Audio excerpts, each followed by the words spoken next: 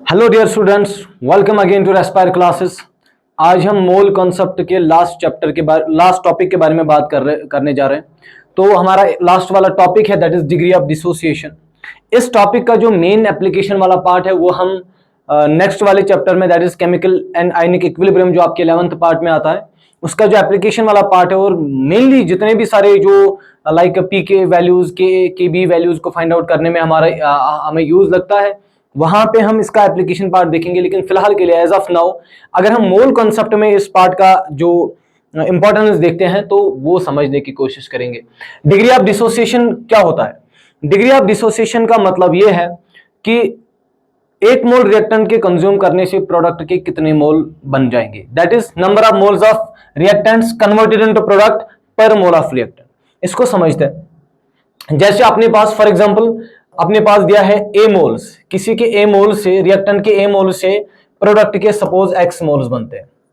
ए मोल से अगर एक्स मोल बन रहा है तो 1 मोल से कितना बनेगा? अगर ए मोल से एक्स मोल बन रहा है तो 1 मोल से कितना बनेगा? X by a. This x by a is called as alpha. This x by is alpha यानी कि डिग्री ऑफ डिसोसिएशन का और कोई भी डेफिनेशन नहीं है। This is the real meaning of degree of dissociation, that is number of moles of reactants converted to products per mole of reactant. Per mole reactant कितने number of moles of reactant convert हो जाएंगे product में। That means अगर यहां से हमने देखा कि अगर ए मोल से एक्स मोल बन रहा है तो 1 मोल से कितना बनेगा? एक्स बाई ए। क्योंकि ये एक्स बाई ए मोल जो है ये प्रोडक्ट का फॉर्मेशन है। X by A mole is a product formation by 1 mole of reactant. एक मोल रिएक्टेंट से प्रोडक्ट के कितने मोल बनेंगे, तो that will be called as alpha. तो इससे हमें यहां ये भी पता चलेगा कि जो एक्स है एक्स का वैल्यू बराबर आ जाएगा A alpha, because alpha is x by ए। तो यहां से हम एक्स का वैल्यू पता कर सकते हैं ए अल्फा। ओके, जैसे अपने पास एक रिएक्शन है for example a moles A converts to B, a moles of reactant converts to b moles.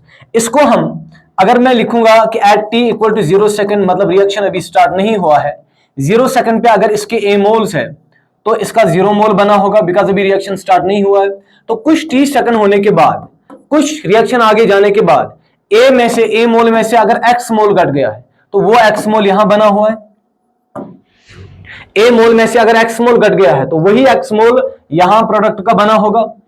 ये तो है, ये इसका ये होगा इन टर्म्स ऑफ, ये होगा इनका relation moles of product reacted और moles of product formed in terms of, this will be in terms of x.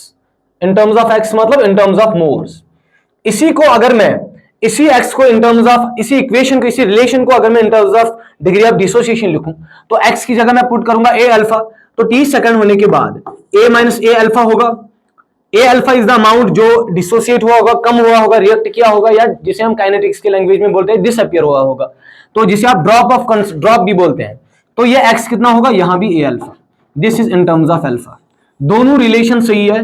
इसमें हम आगे केमिकल और आयनिक इक्विलिब्रियम में समझेंगे कि हर एक क्वेश्चन को दो तरीकों से सॉल्व किया जा सकता है, इधर in the form of x that is moles और in the form of alpha that is degree of dissociation. Question में आपका या तो डिग्री ऑफ डिसोसिएशन दिया होगा, उससे आप आगे जितने भी सारे वैल्यूज है वो फाइंड आउट करेंगे, वो हम आगे क्वेश्चंस में भी डिस्कस करेंगे नेक्स्ट वाले चैप्टर में। लेकिन फिलहाल के लिए अगर मैं मोल एनालिसिस में करूं तो यहां पे हमारे पास मैंने बोला जो डिग्री ऑफ डिसोसिएशन है, तो ए मोल से अगर एक्स मोल बन रहा है तो एक मोल से कितना बनेगा? एक्स बाई ए। तो that means number of moles of reactants converted into product per mole of reactant. Per mole reactant कितने रिएक्टेंट के मोल्स प्रोडक्ट में कन्वर्ट हो जाएंगे, that is called as what? Degree of dissociation. चलिए, अगर मेरे पास फॉर एग्जांपल एक एग्जांपल है यहां पे suppose PCl5, PCl5 converts to PCl3 plus Cl2। इसको हम एक्स में दैट इज मोल्स में और अल्फा में कैसे रिलेट करेंगे समझ लीजिए।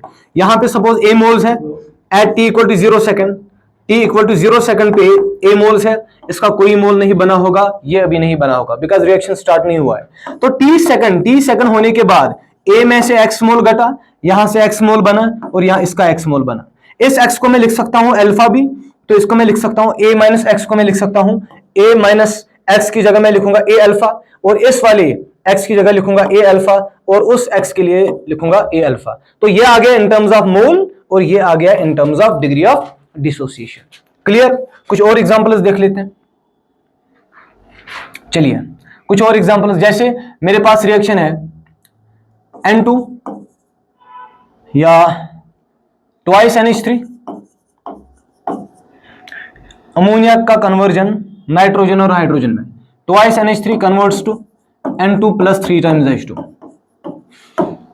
अगर इसका ए मोल, इसका 0 और इसका 0, ये t सेकंड 0 सेकंड पे, t सेकंड पे कुछ सेकंड होने के बाद ए में से अगर x घट गया, तो यहां पे जो मेजर कंफ्यूजन होता है स्टूडेंट्स का, देखिए ए में से x मोल घट रहा है।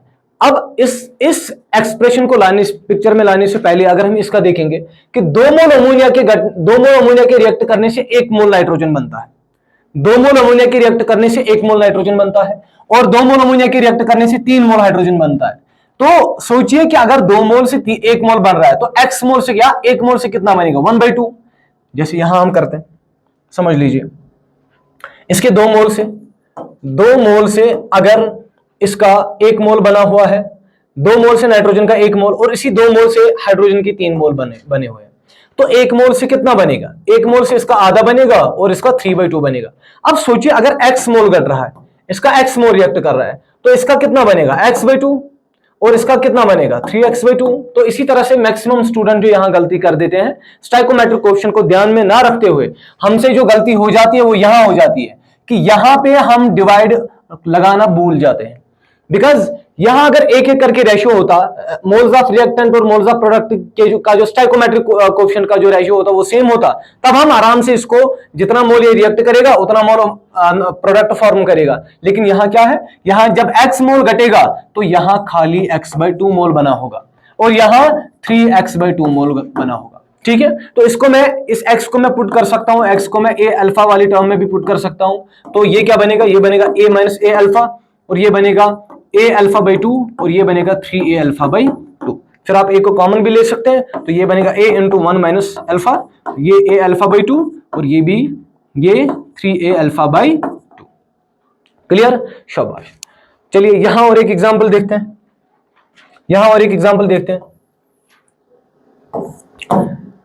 देखिए यहां अगर हम एक एग्जांपल बात करेंगे, सपोज मेरे पास एक ऐसा क्वेश्चन आया, N2O4 converts to twice NO2।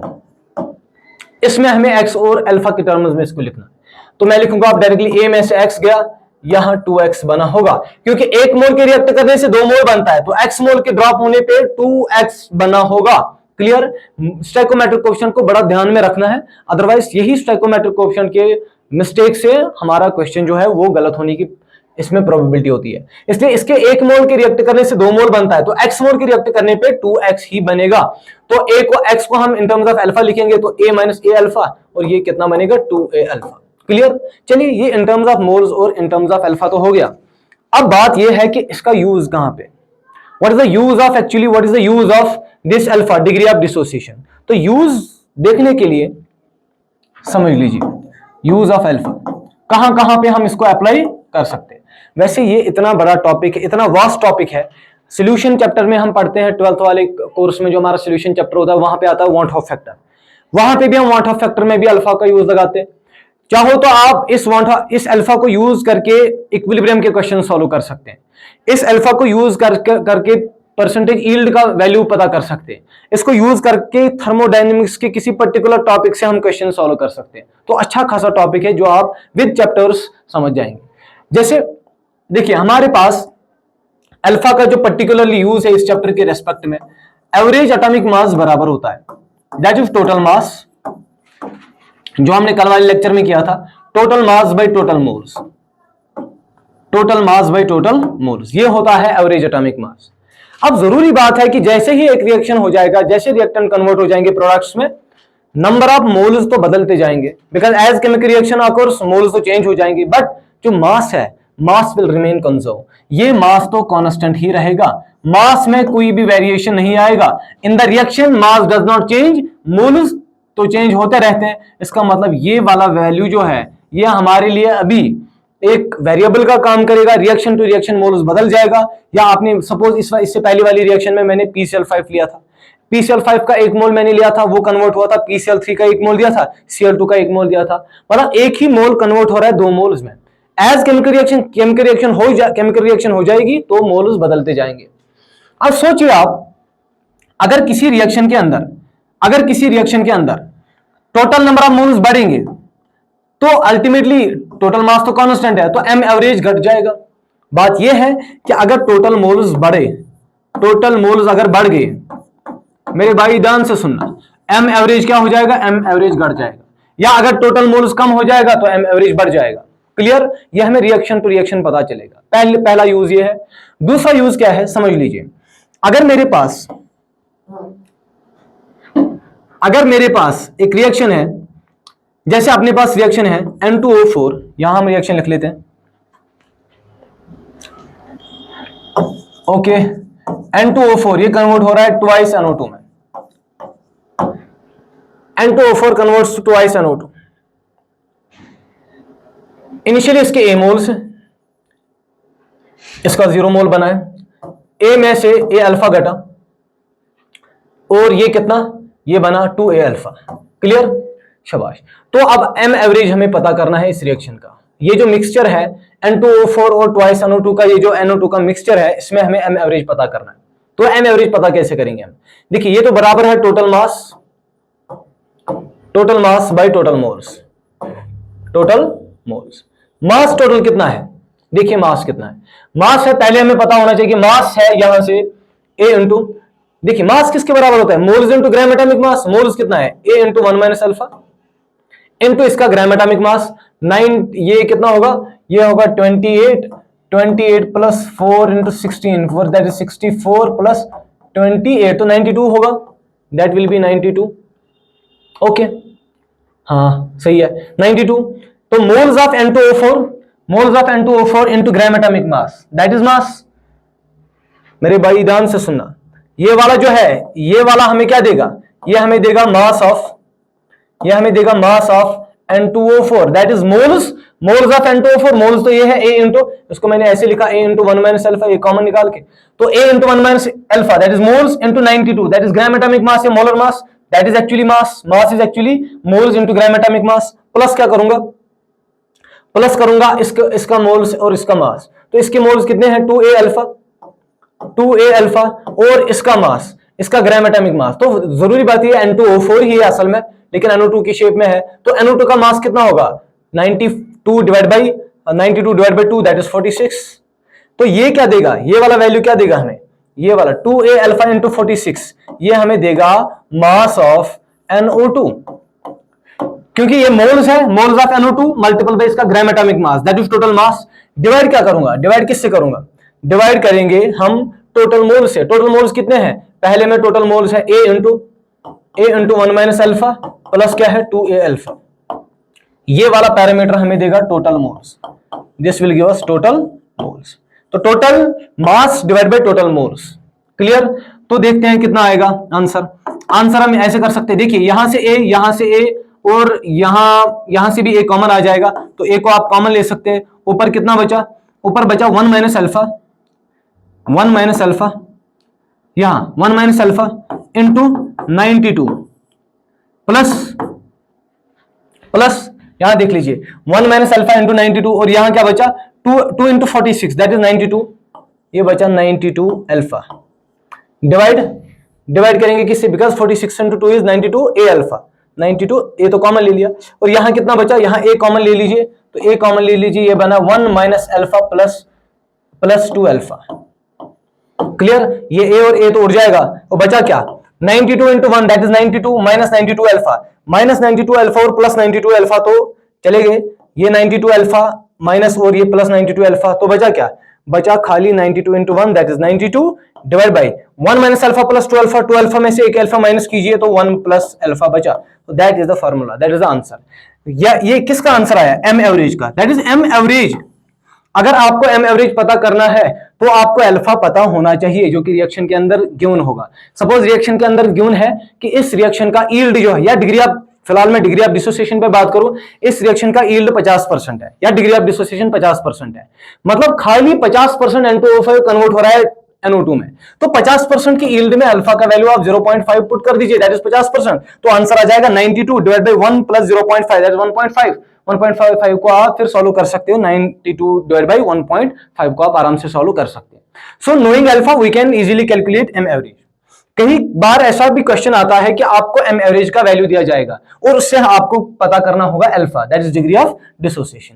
तो सेम है, चाहे एम एवरेज पूछा है गिवन होगा अल्फा, या एम एवरेज का वैल्यू पता है और अल्फा का वैल्यू पता करना है, तो बात तो सही है, बात तो सेम ही है। ये एक पर्टिकुलर रिएक्शन के लिए मैंने बोला।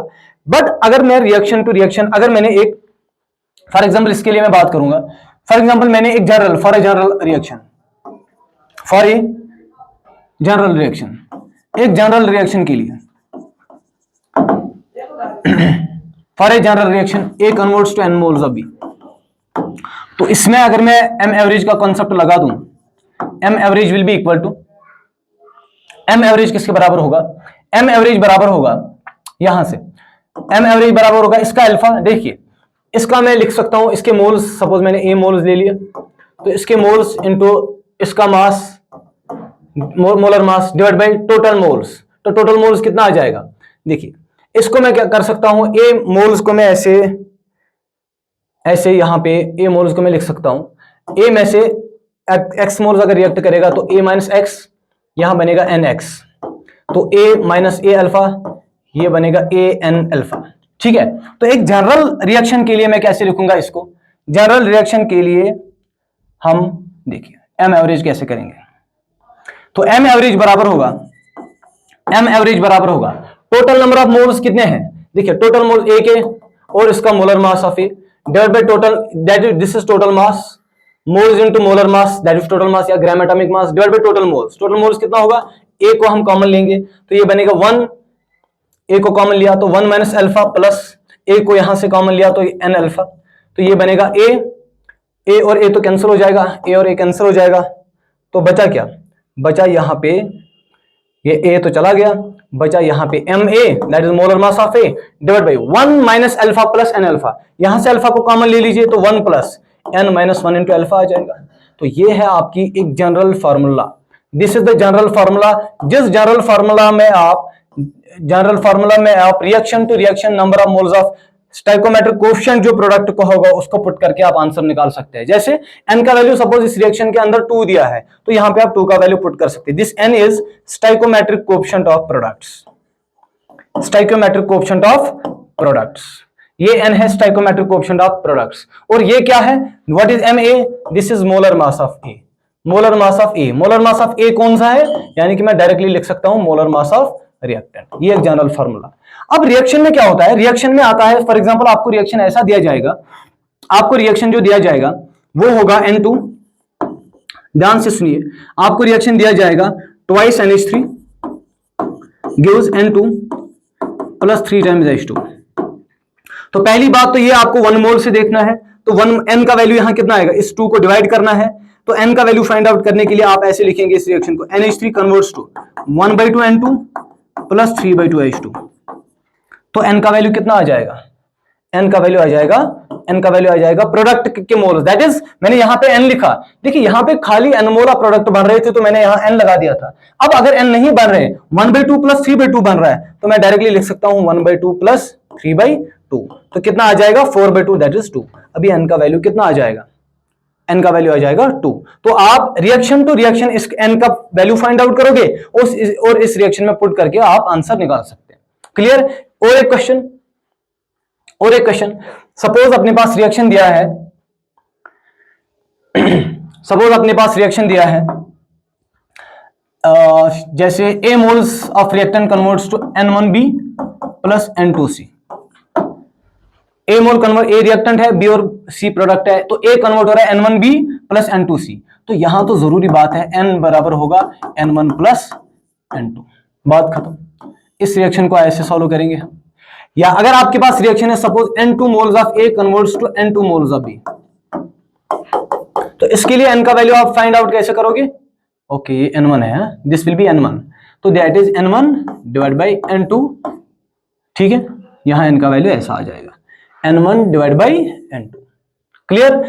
यानी कि आपको ये जो स्टोइकोमेट्रिक कोएफिशिएंट ऑफ प्रोडक्ट चाहिए, स्टोइकोमेट्रिक कोएफिशिएंट ऑफ प्रोडक्ट 1 मोल के रेस्पेक्ट में आपका कितना आएगा N1, ये डिवाइड करोगे आप N2, तो इसी में फिर आप आगे जो ये इक्वेशन है, इक्वेशन में आप वैल्यू फिर पुट कर सकते हैं। जैसे Ma रिएक्टेंट का मोलर मास दिया होगा, तो जैसे अमोनिया है 17 डिवाइड बाई 1 प्लस यहां आ जाएगा आपका n जो भी होगा, जो अभी आया था 2 आया था, तो 2 - 1 दैट इज 1। तो आंसर आपका इस क्वेश्चन के रेस्पेक्ट में आंसर यहां आएगा 17 divide by 1 plus 2 - 1 that is 1 plus alpha. Degree of dissociation तो रिएक्शन के अंदर दिया होगा और आपको अल्फा का वैल्यू पता है, उसकी वजह से आपको उसकी हेल्प से आपको एम एवरेज का वैल्यू पता चलेगा।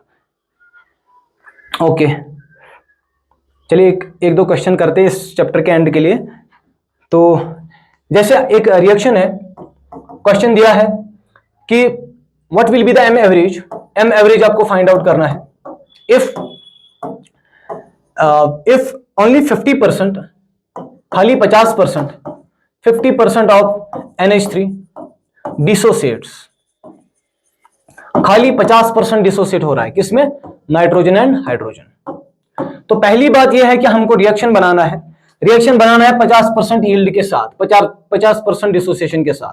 तो मैं पहले लिखूंगा रिएक्शन जो हमने अभी लिखा था, twice NH3 converts to N2 plus 3 times H2, ये आपका रिएक्शन बनेगा। लेकिन इसमें खुद से दिया है अल्फा जो है वो कितना है, खाली 50%, खाली 50% अमोनिया डिसोसिएट हो रहा है नाइट्रोजन और हाइड्रोजन में। क्लियर? तो मैं क्या लिखूंगा, देयरफॉर अपने पास जो n का वैल्यू अभी आया था, जो हमने n का वैल्यू किया था वो 2 आ गया था। देयरफॉर मैं क्या लिखूंगा, मैं लिखूंगा m average will be equal to molar mass of reactant कितना है, अमोनिया का 17 डिवाइड बाई 1 प्लस n का वैल्यू 2 माइनस 1 इंटू अल्फा का वैल्यू 0.5। क्योंकि खाली 50% यील्ड दिया, 50% डिसोसिएशन दिया है, 50% मींस 50/100 दैट इज 0.5। तो ये कितना आ जाएगा, ये आ जाएगा 17 divide by 1 plus 2 - 1 that is 1 into 0.5 that is 1.5, total आएगा 1.5। तो 17 डिवाइड बाई 1.5 को सिंपली मैं लिखूंगा 3/2, ये 2 ऊपर करूंगा तो ये कितना आ जाएगा, 17 into 2 that is 34 divide by 3, तो आंसर आ जाएगा। क्लियर? तो 11.3 आएगा आंसर, ये होगा आपका आंसर। और एक क्वेश्चन, लास्ट वाला क्वेश्चन देखते हैं। क्वेश्चन है सपोज, ओके देखिए क्वेश्चन अगर अब और एक टाइप का क्वेश्चन मैं बना सकता हूं यहाँ, जैसे एम एवरेज मैंने फाइंड आउट करना था, अभी क्या होगा, जैसे क्वेश्चन लिखा है find alpha, find degree of dissociation if the mixture of N2O4 and NO2 has M average, यानी कि एवरेज मॉलिक्यूलर मास होगा सपोज 55.2 एवरेज मॉलिक्यूलर मास है। आप कुछ भी वैल्यू और ले सकते हैं, जस्ट मैंने एक एग्जांपल लिया था। Find alpha of the mixture, आपको डिग्री ऑफ डिसोसिएशन करना है अगर एम एवरेज दिया है कितना, 55.2। पहले हमें रिएक्शन लिखनी है, बिकॉज मैंने मोल कॉन्सेप्ट में बार बार एक चीज पे ज्यादा ध्यान देने की कोशिश कर रहा हूं, balancing is must. Without balancing आप कोई भी क्वेश्चन सॉल्व नहीं कर सकते, तो बैलेंसिंग पे अच्छा खासा होल्ड होना चाहिए आपका। तो ये जो N2O4 है, खैर इसमें तो ज्यादा बैलेंसिंग नहीं है, बस 2 लगाना है। तो ये हुआ रिएक्शन में आपके पास क्या दिया है, रिएक्शन में दिया है कि अल्फा फाइंड आउट करना है। तो अल्फा के लिए मैं एम एवरेज लिखूंगा, m average will be equal to that is m molar mass of किसका, N2O4 डिवाइड क्या करूंगा 1 प्लस n - 1 इंटू अल्फा। तो यहां से एम एवरेज का वैल्यू लगा देंगे, एम एवरेज का वैल्यू कितना है 55.2 इक्वल टू ये कितना होगा 92 डिवाइड बाई 1 प्लस, अब देख लीजिए n का वैल्यू कैसे आप फाइंड आउट करेंगे। तो n का वैल्यू कितना है 2, क्योंकि 1 मोल से यहां 2 मोल बन रहे हैं, तो ये 1 प्लस अल्फा आ जाएगा। अब सोचिए कि इसको हम कैसे सॉल्व करेंगे, इसको हम सॉल्व ऐसे करेंगे, एक अगर 92 है ना, तो 9.2 इंटू 10 कर सकते हैं, दैट इज 92। 55.2 को मैं लिख सकता हूं 9.2 इंटू 6, 9.2 6 2 is 12, 9 6 is 54, 55 ठीक है। 96 पॉइंट, यानी कि मैं 55.2 को 9.2 इंटू 6 लगा सकता हूं, ठीक है। तो ये 9.6 और 9.2 और 9.2 कैंसिल हो जाएगा, 2 1 यानी कि 2 3 2 5 हो जाएगा। तो बनेगा कितना फाइनली, बनेगा ये 1 प्लस अल्फा और उस साइड में 3 बचा और ये बराबर आ जाएगा 5 के। तो अल्फा का वैल्यू कितना आएगा, अल्फा का वैल्यू आएगा 5/3 और ये +1 है तो ये -1 चला जाएगा, तो देयरफॉर अल्फा का वैल्यू आएगा 5 - 3 that is 2/3। This is the answer of the question. Clear? तो चलिए इस चैप्टर को यहीं पे कंक्लूड करते हैं, मिलते हैं हम नेक्स्ट लेक्चर में, नेक्स्ट चैप्टर में, नए से चैप्टर में। तब तक के लिए दीजिए इजाजत। Thank you very much.